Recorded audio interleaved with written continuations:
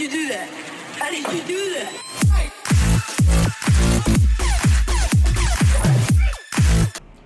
Welcome back everyone to another ESO build video. Today is going to be the update to Sting, the Stamina Nightblade for the Greymoor Chapter. Now this has been used a lot in the past, been very successful on the channel, and the reason for that is because instead of having some very complex rotations, this has a very static rotation and everything is done for you. All you have to do is hit the buttons in the right order. Your sustain is covered, your damage is covered, your buffs and uptimes are covered. Everything is there. And there are options for very easy to acquire gear as well. So first of all, we're going to go into the stats, of course. We are sitting on, let's put a potion on first of all, make sure everything is running. Now, we are on 9.7k max magical, which is not that important. We are on 18.9k max health and 33k max stamina, which is pretty good. Our health is really, really high. We're on 910 stam recovery, 4k weapon damage, and 68.7% crit chance with 11k resist across the board. The resistances will go up with our spammable, which we'll get to in the passive. Now, our crit does actually go a bit higher because we do have a passive involved there, so we'll get to that a bit later on. And, of course, we need to obviously get to important stuff. We are using the Shadow Munderstone. We are using max health, max stam food, which in a moment I can show you can be changed. And we are, of course, a stage 1 vampire. You do not have to be vampire at all, but I'll get to why I use that later on. But as far as food is concerned, if you go into the food, you can actually get away with multiple different types of food. So you can use this flat stuff if you're using the heavy attack version of the rotation. If you're using the light attack version of the rotation, you can use our Taeum Takeaway Broth or Dubious Command Throne, whichever you've got access to. It's entirely up to you. Depends on how comfortable you are. However, in some situations, you may have so much recovery from your group anyway that you can get away with the spammable rotation where you don't have to have so many heavies and still use the flat stuff. I've been in multiple different situations with this where some groups I have to go recovery, some groups I don't. So it's entirely up to you, but both are a viable option for you. Now, when it comes to skills, I'm going to obviously explain where everything comes from, how to use it, what you need to morph it into, all that good stuff. If you do skip this part, that's entirely up to you. However, if you ask questions in the comment section below that I've already answered, I obviously won't be responding to those because it's already been done. So skip at your own risk. So, first of all, we are using Rending Slashes. This is a dual wield skill line. Second ability to unlock. Starts off as Twin Slashes, morph it to Rending Slashes. This is very simple. It lasts for 10 seconds. Put it on your target, and it applies a bleed. It does do damage initially on the first hit, but then it does damage over time. So make sure this runs for its full duration, and then just reapply it when you need to. But that will be in your rotation anyway. Now, the other morph for this may help you survival-wise if you choose to. It has a lesser initial hit, but the damage over time is exactly the same, but it does heal you every 2 seconds. So whichever morph you choose is entirely up to you, but make sure you've got this skill on your front bar if you can help it. Failing that, you can, of course, use Deadly Cloak. This also lasts for 10 seconds, and this does cost a bit more stamina, so you have to be very careful. But every 1 second, you'll actually pulse damage and area of effect to enemies within 5 meters of you, and you'll reduce all area of effect damage you take by 25%. So the choice is yours. You can have this damage output ability, or you can have this AoE damage with protection. But again, be careful because this one does cost a lot more, so you're going to have to work on your sustain a bit. Next up is, of course, Beast Trap. Well, it's called Trap Beast, but whatever. This is in the Fighters Guild skill line. Last ability to unlock, so you need Fighters Guild 8 to get this. But it starts off as Trap Beast, morph it to Barbed Trap. Very simply put, this goes on the ground, pops underneath the target, and does damage over time for 18 seconds, plus an initial hit as well. But while this is active, this will give you minor force, increasing all of your critical damage that you do by 10%. It's very important that you pay attention to that buff. Even if the target cannot be immobilized with this, if it's a boss or something, you'll still get the damage over time, and you will still get the minor force buff for it. It's very, very important. Keep that up, don't let it run out. Relentless Focus is next. This is in our Assassination skill line. This is, whoops, wrong button. This is the last ability you unlock. Starts off as Grim Focus, morph it to Relentless Focus. This lasts for 1 minute. Activate it once in a minute. Then, every single light attack or heavy attack you do will contribute to a stack of 5. Now listen very carefully because this is not actually put in the tooltip properly. Every 1 light attack you do will add 1 stack, and you can do that up to 5 times. But every heavy attack you do will give you 2 stacks. Now, if you do get 5 stacks, you can fire a bow. Basically, the skill turns into a spectral bow. You fire it for half the cost. It does massive disease damage and heals you if you're close. Then you start your stacks again. But at the top here, as you can see, each stack will give you 2% reduction to damage taken. So if you do have 5 stacks right now, you can choose to keep them, so you have 10% damage mitigation. And then just fire the bow when you need a heal. So during execute, I try to encourage people not to fire the bow on purpose, because the execute is actually stronger, and so therefore your damage doesn't go down, and at the same time your survival is up. And if you do get in trouble, you can take a heal. But this buff This damage reduction bonus stays with you even if Relentless Focus runs out. So if you have stacked those bonuses up, you'll see a symbol in your buff timers, pretty much the same as this, and that will stay with you as long as you're in combat. I'll make more sense of that when we get to the execute rotation at the end of the video or towards the end, but this is a very important skill. Stack up lights and heavies, get your bow or keep your bow, and use it for damage mitigation. Your choice. Now, surprise attack is very simple. This is our main spammable. This is in the shadow skill line. First ability to unlock starts off as Veiled Strike, turn it into surprise attack. This is what you will be hitting with all the time. Light attack hit, light attack hit, light attack hit, or heavy hit, whichever you feel like at the time. Rotation, again, will come later. This is a physical damage hit, it's direct damage, and it will also shred through a proportion of the enemy's resistances. 5% of it, in fact, for 10 seconds, but you must be flanking the enemy. So if you are beside or behind the enemy, you will actually apply this physical debuff. And this does affect the whole group.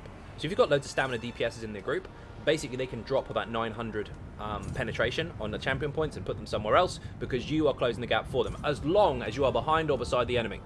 If it's a fight with a dragon, that's not as easy to do, so make sure everyone's got their points in the right places. This can also set the enemies off balance as well, so this is actually quite helpful. Use this as your main spammable at all times, except during execute, which is coming up next. Killer's Blade. This is in the assassin skill line. Basically, all you need to do is replace your surprise attack with this.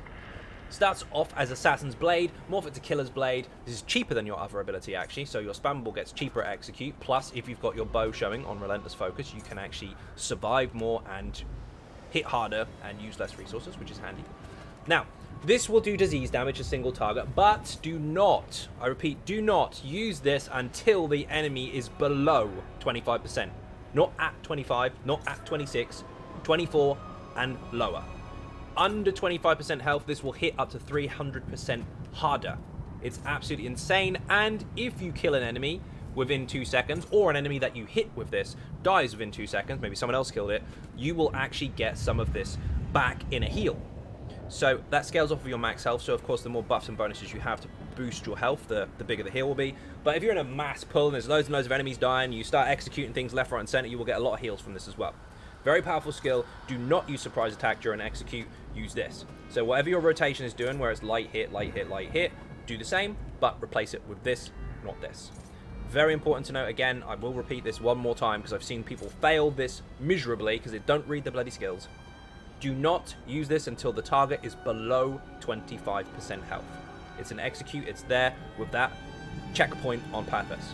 Then you'll get full use out of it. And it's also stronger than the Relentless Focus Spectral Bow during execute, so that's why you don't use your bow, you use this, and you just keep the damage mitigation bonus from this. Next up is Flawless Dawnbreaker. This is here purely for stats. We don't actually use this actively. This is from the Fighters Guild skill line, if I can find it.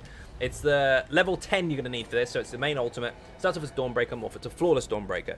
Although this does do very nice damage in front of you on multiple targets over 6 seconds plus the initial hit, this also gives you 300 weapon damage.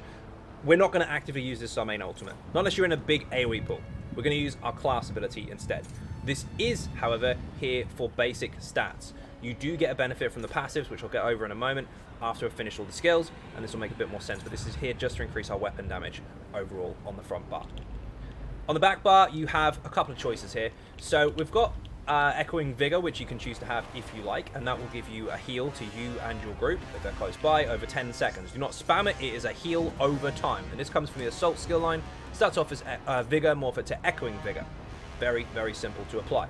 However, if you don't want to use that and you want something more, let's say, a little more utility based, because that is a utility skill, of course, it heals you and others, but you can of course use Ring of Preservation, which starts off as Circle of Protection from the Fighters Guild skill line. This also does apply a heal to you and your group if they're in the circle, and gives them minor endurance, and gives them minor protection, which is a very helpful all-round skill. But it's very expensive, so you only use this in stack and burn situations where you're going to need it, and it will actually heal everyone every 0.5 seconds, which is very, very fast. It's not as effective as this in a moving situation, because you can apply this to people and they can run around the room and it sticks with them. This is for stack and burns only. But above all, if you don't want to use it for its active ability, you can again use this for its major passive in the Fighters Guild skill line, which again, like Dawnbreaker, we will get to in a moment. So you can use Ring of Preservation or Echoing Vigor. It's entirely up to you. I like to slot heal no matter what anyway, and this is a very good utility plus basic flat buff bonus on the back bar. Again, we'll get to that. Poison injection is from the bow skill line. This is very, very important, especially with the gear that we're using. This will actually put a poison damage over time on the target for 10 seconds and get progressively stronger the lower their health. Now this is the 5th ability in this skill line, so it does take a while to get, but start off with poison arrow, morph it to poison injection. This does get stronger under 50% health, but you do want to keep this up 100% of the time. It's a very good dot originally anyway, but it does get stronger and it does promote our overall setup. Gear's coming very soon. Consuming Trap is very important actually. This is quite good for our sustain because it's not a stamina based ability. Starts off as Soul Trap, you get this at the beginning of the game. More of it's Consuming Trap. It's a damage over time effect. It does physical damage over time, not magic, because our higher stat is actually based on physical. So whichever side of the coin you are on, this skill will promote that. So if you have high magic, it will be magic damage. If you have high stamina or weapon damage, it will be physical. And any enemy that dies while this is active will give you 20% of all 3 resources back. So in big ad pools, you put this on multiple targets, kill them all really, really quickly, you will get lots and lots of resources back. Your sustain is nuts. It's a very good skill to use, very good damage output, scales off of our max stats, and costs magicka, so our stam pool is not touched. Dark Shade is next. This is actually our pet, believe it or not, although it doesn't really get in the way, which is quite handy. It's in the Shadow skill line, 5th ability you unlock, starts off as Summon Shade, morph it to Dark Shade. Again, another magic-based ability that also scales off of our max stats.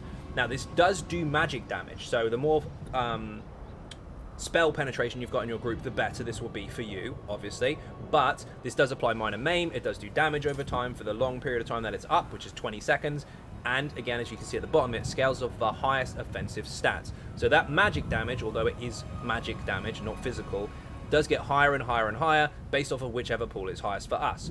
For us, it's stamina, so obviously it promotes it. If it was magicka, it would do the same in that side of things. So either side of the coin, stamina or magicka DPS, can actively use this and be successful with it. But the way to boost it in your group is to buff up that mag penetration bonus, if you like. This only needs to be used once every 2 rotations, so it's actually a lot cheaper than it looks on paper because you don't have to spam it. Very helpful skill indeed. But if you don't want to use this, you can choose to use Leeching Strikes, of course, which is obviously very good for our sustain. Starts off as Siphoning Strikes, morph it to Leeching Strikes. This is in the Siphoning skill line, 4th ability you unlock. Basically, you activate it once every 20 seconds for 781 stamina cost, which is not too bad. And all of your light attacks and heavy attacks will heal you for 1.4k health and restore 106 stamina.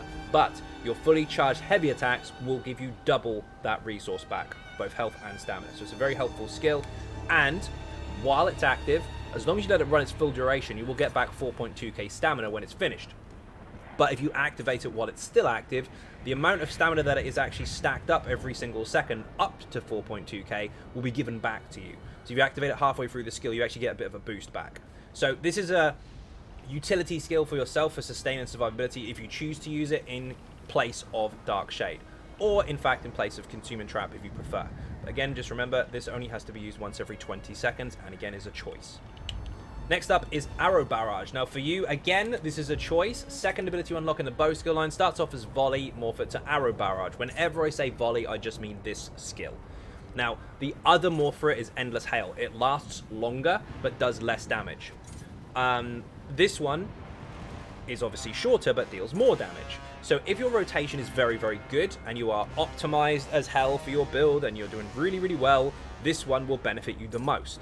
However, if you're a little slow, you're still getting a bit of practice in there, Endless Hail will be better for you overall because you'll get a higher damage output because you've stretched your rotation a little bit, and it will fill the gap. Also, not to mention, of course, this does fire our back bar weapon glyph, and it is important that this does stay up as much as possible. Do not let this fall off. It only actually lasts 8 seconds. Although the duration is 10, there's a 2-second wind up. So if you can't do your full rotation quick enough, remember, don't go too fast because you can go too fast and nothing fires out. If you're not clean enough for your rotation, go with the other morph. But either way, you want a version of this skill on your bar. Finally is Incapacitate and Strike. This is very, very important.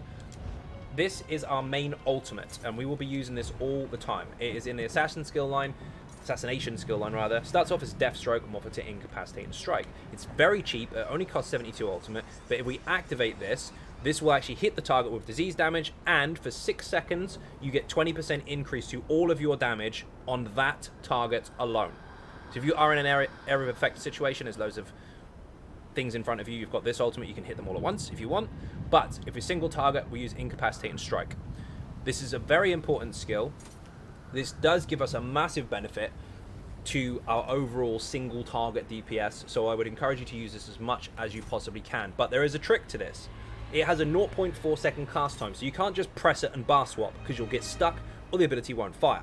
So what we do in the rotation is we deliberately fire this before the final skill on our back bar, allowing us to weave it successfully inside the global cooldowns of the skill and the light attack, and we can have a smooth rotation rather than getting stuck. Again, when we get to the rotation, that'll make more sense, but you use this before your final skill on your back bar and then swap. You don't use it as the last button because you will get stuck.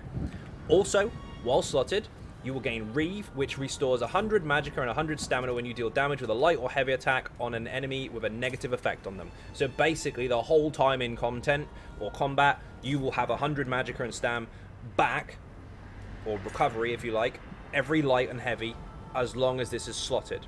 Now, we could put that on the front bar, of course, but we want to take advantage of the Fighters Guild abilities instead for the passive. But if you choose to put this on the front bar and the Fighters Guild on the back, the damage output is actually very, very close. Because one will fill the gap with one passive, one will fill the gap with the other. There's not much difference in it. But the way the rotation's set up, we have this on the back for now. Now, another thing to consider is if you cast this with 120 ultimate in your resource pool at the time, instead of the 72 required, you can actually stun the enemy for 3 seconds. If it's a boss, obviously you can't do that. They'll do a wicked spin and it looks great, but it's not massively important for us in PvE. Just make sure you use it as soon as you've got it, if you're on that bar at the time. Now we're going to go into passives, and this should start making a lot more sense. So, first of all, this increases your weapon and spell damage by 10% while you are sneaking or invisible. We're not going to do that often, but you do want to get this. And it also increases the duration of the stun from sneak. That's fun, especially if you're solo. It's not essential for group content, but you might want to use it. This, when an enemy dies within 2 seconds of being damaged by one of your assassination abilities, you restore magic or stamina, whichever one is higher. Our highest is stamina, so if you do use one of these abilities, whether it be Incapacitate and Strike, Killer's Blade, or Relentless Focus, so use the bow, you will actually benefit from this and get resources back. So make sure you get involved in those fights. Make sure you are doing what you should be doing as a Nightblade. The Nightblade is a finisher. They jump in quick and they finish stuff fast. They don't have to have loads and loads of bursts on a really big target, but they do want to kill things very, very quickly. And if you are involved in those executions, you will of course be rewarded with stand back. There's 1876 stamina back, and it costs us 1838 stamina to cast and execute. So we actually get back more than we use. It's very, very helpful. It increases your weapon and spell crit ratings by 438 for each assassination ability slotted. Now, this is actually quite important. You could put Incapacitate and Strike on the front bar and benefit from extra crit bonus, and just have Dawnbreaker on the back, like I said a moment ago, but that will alter your rotation. That will make things a little bit different. So the choice is yours, but we've deliberately put it on the back bar so we can have the crit on that bar, we can have the weapon damage on the front bar, which is coming in a moment. Which way you swing this is your choice, but at the moment we've got 876 crit bonus for having these two skills on our bar. This increases your critical damage by 10%. Dealing critical damage grants you a minor savagery. So, basically, you have to have an assassination ability slotted. Now, as you can see, on our front bar, we actually have 2, and on our back bar, we do have 1. So this is why also it's on the back bar. Both bars, we get that increased critical damage bonus. So, all you have to do is do your damage. And all crits will be 10% stronger, and you'll give your group 1320 extra weapon crit for 20 seconds for applying your skills. You must obviously use assassination ability, so during execute, I mean, this should cover it if you're putting your ultimate on, and everyone will be happy because they'll all get that bonus. But if you don't keep on top of your ultimates, at least make sure you are using one of these skills once every 20 seconds. You shouldn't struggle with it. This should be enough, but make sure you're paying attention. Shadow, of course, is quite important. This increases your health, stamina, and magical recovery. Great, we'll take it. This, when you cast a shadow ability, you gain major resolve for 6 seconds, increasing your physical and spell resistance by 5280. This is increased for each piece of heavy armor worn. We currently have no heavy armor on. There's a reason for that. It's for our recovery, but we are using no heavy armor at all. So we've got a 6-second duration. All you need to do is make sure you're using surprise attack or the dark shade. So this is going to be used every 20 seconds. This is going to be used as our spammable. We can actually keep up that major resolve buff pretty much all the time. During execute, however, you may want to throw in a surprise attack every 10 seconds anyway to keep the physical penetration bonus up, and of course to keep up your resistance. But if you've got a warden in your group giving you that resistance, you don't need to worry about it too much, but definitely keep up the pen bonus. This increases your max health by 3% for each shadow ability slotted. Now, we do, of course, have Surprise Attack on the front bar, and we have Dark Shade on the back bar, so we've got 3% bonus on both sides. This increases the duration of non-invisible based shadow abilities by 2 seconds, so this lasts 20 instead of 18. Siphoning is very important, of course, if you're using this. After this is nothing to do with slot and skills. Get this passive as soon as possible. After drinking a potion, you get 20 ultimate.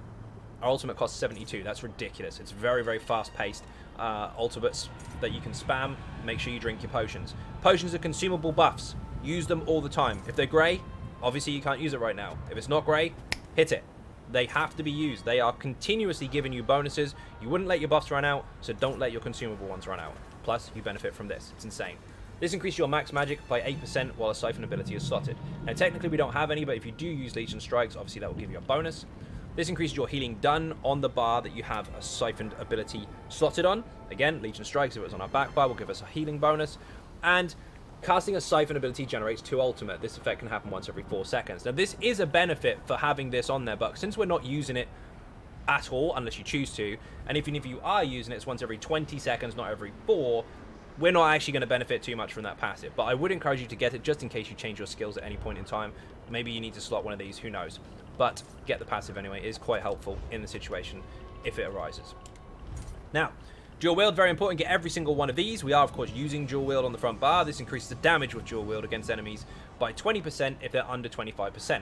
So under 25%, we want to use our execute here, of course, as much as possible. But for light attack, weaving this, our lights and heavies will benefit from this passive, as will our damage over time if we do use render and slashes during execute as well. I wouldn't necessarily encourage that. That will come in the rotation, but if you do, you'll benefit from that. This increases your weapon damage by 6% of your offhand weapon. The offhand weapon hits for less damage, flat out. This will close the gap a little bit. Reduces the cost of dual wield abilities. We are using one, get the cost down. This gives you a 50% damage bonus when attack and stun, demobilize, disorient, or silence enemies with dual wield attacks. So if they are in any of those states, your render slashes, your light attacks, and your heavy attacks will hit harder. And this will give you a bonus depending on the weapons held. Now, we are using 2 different types of weapons most of the time, but you can choose which ones you preference. 1 axe and 1 dagger is awesome. The bleed is very, very nice, but it is chance based. So we have a crit bonus for the 1 dagger, and we have a bleed bonus, which you can see here, 8% chance to apply damage over time for the axe. But you can get the same numbers, again, also by chance, because crit is chance, by having 2 daggers. So if you have 2 daggers, you'll have a heightened crit chance, and you can crit more often, and all the rest of your stuff can hit a bit harder. But maybe that chance is down sometimes, and then you have less damage, which can happen. Same goes for the axe. It's a chance base. If you have the bleed on there, you do more damage. If you don't have the bleed on there, you don't do more damage. This particular build did very, very well, and almost exactly the same numbers with 1 axe, 1 dagger, and 2 daggers. So the choice is entirely up to you. The bow is very important. This will give you a damage bonus of up to 12% against enemies at longer range with bow abilities. So your volley and your poison injection will hit harder from longer range. So if you are inside mechanics, make sure you keep up those skills. They will still hit hard, but actually harder the further away you are. This increases your weapon crit rating for having a bow on your bar. This reduces the cost of the abilities. This will give you a bonus. Every light attack or heavy attack you do will give you a 5% bonus to your bow abilities, and it will stack up to 5 times. After 5 seconds, it will fall off unless you do a light or heavy in between that time. This can stack up to 5, but since we're not a bow build, we'll probably only get about 4 stacks of this at most, but they are still very beneficial, so make sure you don't miss those light attacks while you're on that bar, and it will boost your damage overall. Yes, it falls off quite quickly, but it's better than nothing. And this, if you dodge roll while on your bow bar, you will gain major expedition, increasing your movement speed, so you can get out of trouble very, very quickly, but don't spam your dodge rolls too close to each other because you will be penalized if you dodge roll within 4 seconds of another one with an increased cost of your next dodge roll. Now, we are not using any light armor. We're not using any heavy armor. We are using full medium, and this is for the benefits of the passives towards recovery, because we are using a stage 1 vampire, and even if you're not, it will still actually help you. Our cost is up a little bit for the vampire, but I'm going to show you a passive as to why I'm still the vampire. It's actually very, very nice. Now it's not a case of go stage 4 for everything. It's now a case of which stage do you choose. Now, this increases your crit rating. So the more medium pieces you have, the higher the crit. That's great for us. We are built for crit. We are built for crit damage. We'll take it. This increases your stamina recovery for 4% per piece of medium armor worn. Now, without 7 pieces, we would have a 20% recovery. We actually have 28% recovery instead, and the same for reduction to cost and all that good stuff. We actually have a 14% bonus rather than 10. This is very, very helpful indeed, and did actually change the tide a little bit. When we get to race, this is where you can choose to go 5-1-1 if you want to instead, but for the race that we are, this helped a lot. This reduces the cost of sneak. You're a Nightblade, of course you're going to sneak sometimes, and then reduces the size of your detection radius. This increases your weapon damage by 15% if you've got 5 pieces of medium minimum. And this will increase your movement speed by 3% per piece worn, so very, very fast, and reduce the cost of dodge roll. Again, this helps towards our sustain because we use the same bar for healing, damage, and evasion. Now, if you do choose heavy armor and light armor combined, so your monster set, for example, you have 1 light, 1 heavy, and 5 medium, you can, of course, get the first 3 in this skill line, and then the first 3 in this skill line, but leave the rest alone. Soul magic, we don't need to worry about. Vampire is very important for this particular setup because stamina DPS are very, very fast. And if you are trying to sneak around, you still want to be fairly quick. So for stage 1, I use this. Ignore movement speed penalty while sneaking. So if you sneak, you move the same speed as you would normally, rather than having that penalty. And also decreases the time it takes to sneak by 50% as well. So in some content, you will actually have to sneak around, especially March of Sacrifices, and this is a very, very helpful skill. I don't like going without this passive, so I'm definitely taking stage 1 to get this. Fighter's Guild, of course, is important. We said about Flawless Dawnbreaker and also about Ring of Preservation. Make sure you've got Intimidating Presence to get the cost down of Fighter's Guild abilities, meaning Beast Trap and Ring of Preservation if you're using them. But this will increase the weapon damage by 3% for you for all Fighters Guild abilities slotted. So we have 2 on the front bar. Beast Trap and Flawless Dawnbreaker. So we've got a 6% weapon bonus on this bar. And if you had Circle Protection here, that's 3% on the back bar as well. So the choice is yours. It's quite a helpful passive. Make sure you do get it, obviously. If you do choose to have your ultimate from the back bar on the front and put Dawnbreaker on the back, you'll have a crit bonus on the front from your cast passives, but then you'll have a weapon damage bonus on the back to fill the gap while you're over there. Whichever order you put them in is up to you, but for the purpose of this particular setup and rotation, we have done it this way on purpose. Previously, it's been another way around. Now, not so much. But either way, they're both very, very close to each other. You are going to want Banish the Wicked. If you kill Undead, Daedra, or Werewolf, you will generate 9 ultimate for each kill, and you'll be getting a lot of kills, so make sure you get this. You will boost your ultimate up really, really fast and be able to use that very cheap spammable almost. And also your Fighters Guild abilities deal 20% extra damage to Undead, Daedra, or Werewolves, meaning your Beast Trap will do more. And if you choose to in an AoE situation, you can of course use Dawnbreaker, and that will hit them harder as well. Undaunted, of course, is very important. This, every single synergy that you take, no matter what it is, will give you 4% of all 3 resources back. Make sure you get this and use it as much as possible. It boosts the hell out of your sustain, and obviously you benefit everybody else by taking those synergies. Whether it's damage, resource gain, heals, whatever. Take them all. And this increases your max health, stamina, and magicka by 2% for each type of armor worn. If you're using 5 medium, 1 heavy, and 1 light, you'll get a 6% bonus. If you're using 7 medium, you'll get 2%. We're taking the 2%. We've got really good recovery. This is the way that we've built it, but if you change it, it's entirely up to you. Just consider what you'll lose or gain for it. We are an orc. Now, this increases your max stamina by 2k, which is insane. This increases your health by 1k, and you heal off of your weapon ability. So if you do a light attack, a heavy attack with the front bar or the back bar, or you're using any weapon skills, whether they're damage over time or direct, once every 4 seconds you will heal. So that's awesome. And this increases your weapon damage. So flat out, we've got a nice base to weapon damage, and we're very fast. We've got an increased movement speed and reduction to cost. Now, the reason we have chosen 7 medium is not just to increase the crit chance, but to also sort out our sustain for dodge rolls and recovery and cost and all that good stuff. Because we don't have any recovery as a race. If you choose to, you can of course go Wood Elf. Wood Elf recovery is absolutely insane. You will have less weapon damage, you'll have the same stamina bonus, you'll have less health. But you can still hit really, really good numbers, very close to it, and here's the difference. If you go Wood Elf, you can go 5-1-1. You can go 1 light, 1 heavy, and 5 medium. Because your recovery is so bloody high, it's almost impossible to run out as long as you're paying attention. The Orc will struggle with sustain, so we have altered the armor types to make sure we're using all medium to cover that gap, but we are a little bit squishier as far as resistances are concerned, but we do have the extra health and the heal. So again, the choice is yours. You can actually use any race you like, but those two are my top two choices, the Orc or the Wood Elf, depending on which one you prefer. Alchemy, of course, medicinal use is the most important passive in the game, in my opinion. If you take a potion, your potions will last 30% longer. We're using weapon crit pots, which will give us critical chance, it will give us major brutality, it will give us major endurance, and they last now 47 seconds instead of 36. Our cooldown is 45. So we can keep those potions up 100% of the time. I said this earlier, potions are consumable buffs. Don't let them run out. Use them all the time. If you're using a potion just when you're low, you don't know what you're doing. You're doing it wrong. Use your potion as soon as you can. Anytime it's there, pop it. You'll get ultimate back, you get resources back, you will also get continuous buffs from them. Now we're going to get into the gear. So, first of all, this is a surprise for some people. Now, we are using Venomous Smite. This is from Greymoor. This is a new set. This is an overland set, so you can kill bosses, kill Harrow Storms, do quests, all that kind of stuff. And you can also buy them off the market. So if you don't even have Greymoor, you can still get it. Now, we have a Nirnhoned here and Sharpened here. So Sharpened and Nirnhoned. Nirnhoned must be on the main hand. You can use 2 daggers or 1 dagger, 1 axe. The choice is entirely up to you. Now, what this does... Also, we've got double dot poisons, by the way. Now, what this does is this will give you a crit bonus, which is great. Another crit bonus, which is also great. And a weapon damage bonus. So we've got really good crit chance, really good flat weapon damage. But when you deal critical damage, you will inflict the Hunter's Venom on your enemy, which is an area of effect poison damage over time. It's very, very consistent as well. Now, it has a 10-second uptime and a 5-second downtime, so it can proc every 15 seconds. So you have 2 weapons on the front and 3 jewelry as well. 2 bloodthirsty, 1 infused.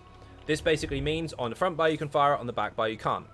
Luckily for us, most of the time when we're doing crit damage on the front, it will proc, and then when we swap bars, it will carry over, which is great. Now, you don't have to use this. You can still use Briarheart if you choose to, or you can even use Aegis Caller, which is also very, very good. But this has actually worked out really nice, and it can actually proc the poison status effect quite often as well, giving us an additional damage over time. Not to mention, of course, this is area of effect. So you're not just hitting single target now, you're contributing to AoE as well. Back bar, you want to use Master's Perfected Bow, but it does not have to be perfected. Perfected is new. Perfected is from Veteran Dragonstar Arena. If you want to get the same weapon that we've been using for God knows how long, that people used to get on Vet, you can now get that on normal. Some people can solo it. Maybe you've got a group of people that need to do it. Who knows? But the bow comes from there. You can go on normal and just get the regular version of it, and it will still give you exactly the same 330 weapon damage for poison arrow affected targets. So if you put poison injection on anything, you get 330 extra weapon damage against that target. It doesn't show in your stats, but it does reflect in your combat numbers. Now, we want infused with an increased weapon and spell damage glyph on this particular weapon. The perfected version has an increased weapon damage bonus. That's it. Everything else about it is the same. So if you get the normal one, the only time you're going to get that bonus is when you're on the back bar anyway. So it's not a massive boost. It does help, but it's not massive. You can actually hit very, very similar numbers with the basic one as you can with the perfected one, because you're not on the back bar that often anyway.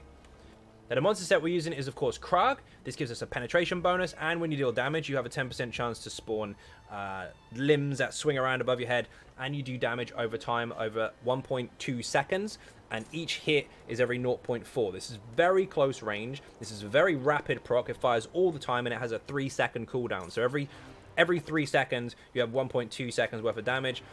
You have 1.8 second gap, and then it fires again. It's absolutely insane. So this is actually very good for our penetration bonuses and for our damage over time in frontal AoE. So we have the helmet and shoulders in medium. Again, if you're a wood elf, you can go 1 light, 1 heavy. The main base set is Reliquins. Now, you don't have to have perfected. The only difference with perfected is you have 1k extra stamina. It's not a game breaker. You can use the basic stuff, get it on normal difficulty if you want. Failing that, if you preference other versions of this build, you can, of course, use Briarheart, and you can even craft mechanical acuity, so then when you're on the front bar, you can obviously get loads of crits. But what I would recommend for that, if you're going to go with acuity and you're not using Reliquin, I would put Venom on the body, just to close the gap a little bit in case it is off cooldown on the back bar, and I would put acuity on the front to make sure that you can fully control it. This is the basic setup for overall kind of optimization of the build. But if you want to use any other variations, of course, Acuity on the front, Venom on the body. Reliquin, however, if you do light attack or heavy attack once a second, each 1 second you'll stack up a wind up to 20. As long as you do a light or a heavy on your back or front bar, within 5 seconds of the last one, those winds will persist and you'll do a massive amount of damage. But as a DPS, remember, you are there to do damage. So if you stop doing your damage in rotations or inside of mechanics, this will all fall off and you'll start all over again. If you can't keep up those light and heavies, you're going to fail miserably at using the set. So pay attention, even if you're moving around the room, keep up those lights even from range to make sure this stack stays with you. Has a really good crit bonus twice, a stand bonus if you use Perfected, and it gives you a 5% damage bonus overall, plus this 5-piece bonus, which is insane.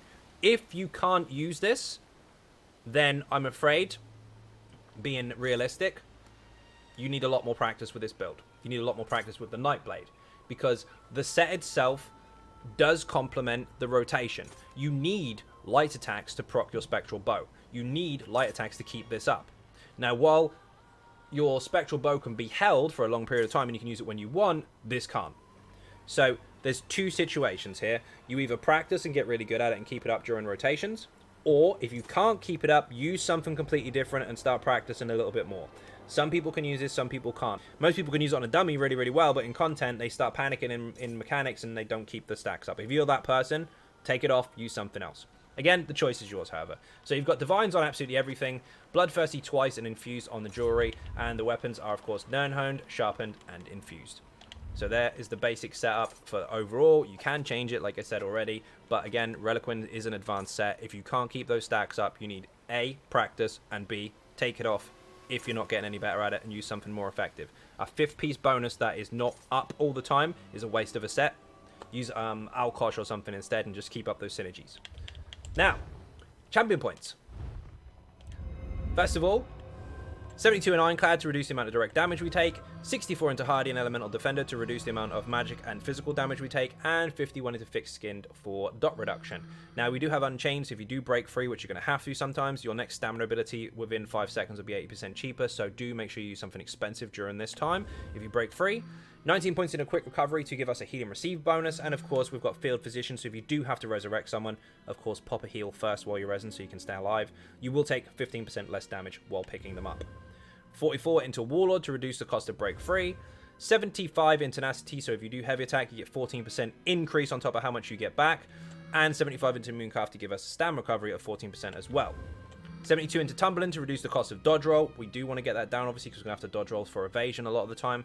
And, of course, 4 points in at Shadow Ward, not necessarily to give us a massive bonus, but, of course, so we can still use the points in this tree. Giving us 75 points in here will give us actively more higher quality loot in chests, which is quite handy. 66 into Master at Arms to give us an increase to all direct damage, and 9 points into Physical Weapons Expert to increase all of our light and heavy attacks. These do stack alongside each other, so this 6% here does contribute to the direct side of it. It's actually a very nice balance across the board. Plus we've got the Butcher passive, which increases our light and heavy attack damage by 5% while the target is under 25%. Remember, dual wield even kicks in then as well. So you've got your dual wield passive, which gives you execute bonus, you've got the Butcher passive, and you've got your actual execute, all going higher when it's under 25%, and your poison injection kicks in as well.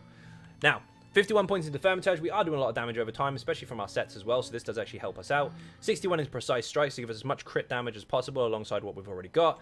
34 into Piercing to give us that nice penetration bonus that will hit us on cap for 18,200 if we have all buffs and bonuses applied. However, there have been some new buffs included, so Tremor Scale has changed. That will give you a 2.3k pen bonus. So if someone in your group is rocking Tremor Scale and they can keep that bonus up 100% of the time, you need to take 2.3k penetration out of here and put it into Mighty instead, because you won't need the extra penetration. But the choice is yours. But for now, 49 points into Mighty as well. Now, rotation. This could be quite simple, but we're going to have to go to the dummy so we can actually show you. Now, we're not going to show you a full pass and all of that stuff. We're just going to show you how to hit stuff. Now, I've been doing this content creating stuff for almost 4 years. You know full well whether I can do a rotation or not. You don't need to see me doing the same thing over and over and over and over and over for 4 minutes at a time. It wastes time in the video, it's pretty boring, and there's enough bullshit out there anyway. So, what I'm going to do is I'm going to show you very quickly how to apply yourself in combat And then the practice part is up to you. So, I'll show you obviously a screenshot of it so you can see what that's about. We need to get a dummy in here. Let's get a regular one. One of those. Put him down there. So, what you need to do. You need to apply your Relentless Focus. Doesn't start combat. You're good. You got a minute with this. And what you need to do is make sure that your Beast Trap is down. And if you're on a run up to a fight, sometimes it helps if you throw down volley first, and then get in and put your Beast Trap in, and then go from there. But essentially, make sure you've got your Relentless Focus up, and make sure your Beast Trap is down. There's your Minor Force, and here is your nice light attack and heavy attack stacking bonus.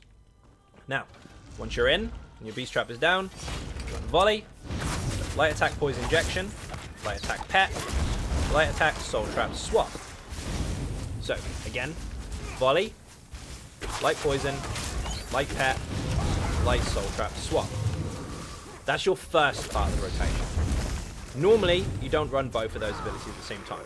So, just bear in mind, if you are not in a group that has got lots and lots of recovery, you might want to take off either soul trap or your pet and replace it with Legion Strikes because your mag recovery may suffer. So this can go either here or here.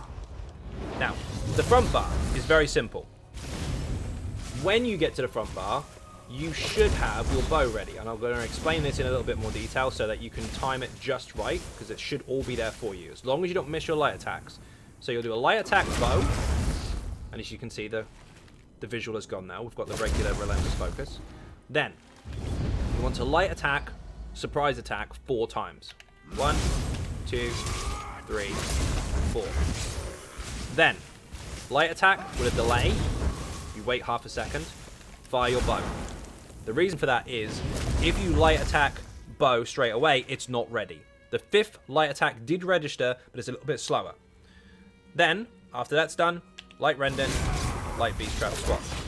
So, to repeat, let's get those stacks in. When you swap to the front bar, it's light bow, light surprise, 2, 3, 4, light delay bow, light Rendon, light Beast Trap swap. Now, it's not the end of the world if you don't do that correctly. If you are struggling with that delay timer and you can't get that rhythm down, all you need to do is this.